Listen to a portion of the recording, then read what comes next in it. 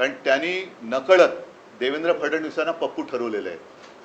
कारण जे हे मानतच नव्हते, त्याच्यामुळे महाराष्ट्राचा पप्पू म्हणून त्यांनी फडणवीसांना बोलण्याचं धाडस दाखवलं आहे. हा त्यांच्या अंतर्गत वादाचा परिणाम, हा परिपाक असेल. कारण आशिष शेलारनी पत्रकार परिषद घेतली, ती सुद्धा अशा मुहूर्तावरती घेतली की काल कदाचित रात्री उशिरा किंवा आज सकाळी आपल्या राज्याचे मुख्यमंत्री बिहारमध्ये घसा कोरडा करून येणार होते. ते घसा कोरडा करून आल्यानंतर आता त्यांनी हे अमृत पाजलं की काय आरोपाचं किंवा माहितीचं, हे काय कळत नाही. पण याचा अर्थ सरळ आहे की आशिष शेलारनी सुद्धा हे सिद्ध केलेलं आहे की मतदार यादीमध्ये गोंधळ आहे. आणि आम्ही जेव्हा निवडणूक आयोगाकडे मागणी करतो तेव्हा आमचं एक वाक्य असं दाखवा की तुम्ही या मतांमध्येच सुधारणा करा. आम्ही पूर्ण मतदार यादीमध्ये सुधारणा मागतो आहोत त्याच्यामध्ये. आणि दुसरी गोष्ट काय की कदाचित त्यांची उठबस तिथे असल्यामुळे त्याने ती नावं मिळाली असतील. आमची उठबस तिकडे कमी आहे म्हणून आम्हाला ही नावं मिळाली असतील. त्याच्यामुळे आम्ही जी मागणी केलेली आहे ती संपूर्ण मतदार यादी सदोष आहे आणि ती सुधारणा होत नाही तोपर्यंत निवडणुका घेऊ नका, ही आमची मागणी आहे. पण आशिष शेलार यांचं धाडस हे कौतुकास्पद आहे.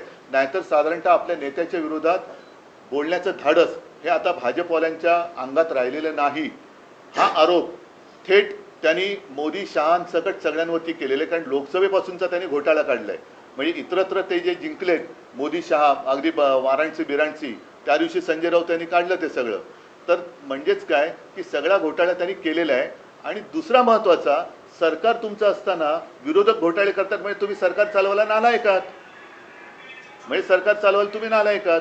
तर हे सगळं एका दगडात आशिष शेलारांनी अनेक पक्षी मारलेले आहेत. त्याच्याबद्दल मी त्यांचं कौतुक करतोय.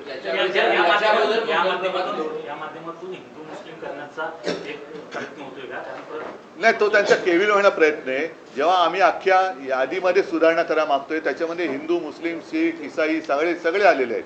आणि आम्ही त्या दिवशी जी काय उदाहरणं दिली त्याच्यामध्ये एक तर उदाहरण आहे की वडील हिंदू, मुलगा मुस्लिम वगैरे ते आहे ना, हे सगळे आहे. म्हणजे इथलंच आहे, वडिलांचे नाव गोविंद शंकर माने, मुलाचं नाव दिलशाद नौशाद खान, हे आम्ही दिलेलं आहे ना. आता ह्याच्यामध्ये दोन्ही आले, हिंदू पण आले आणि मुसलमान पण आले.